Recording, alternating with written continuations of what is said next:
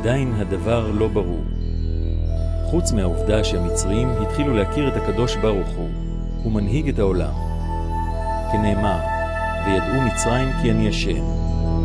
היו עוד דברים נפלאים לבני ישראל. אליהם נגלה הקדוש ברוך הוא, בכבודו ובעצמו, של מעלה לגמרי מהעולם. ואם נושאים לב שיציאת מצרים היא בשביל מתן תורה, הרי אז היה הגילוי של אני השם אלוקיך, פנים בפנים דרגות הרבה יותר גבוהות מהנהגת העולם, ובכלל התורה יותר נעלית מהעולם. ואם מדברים על הגאולה האמיתית והשלמה, גם אז יהיה גילוי אלוקות שהלמעלה לגמרי מבריאת העולם. אז יהיה חידוש גם בעולם. יהיה שמיים חדשים, גם ארץ חדשה. גם בגילוי אלוקות, הדרגה הנעלית ביותר.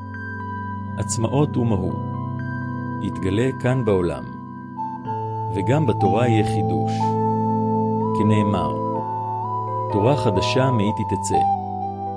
יהיו כאלו חידושים, עד שכל העולם יתעסק רק לדעת את השם בלבד. כל זה יהיה בגאולה.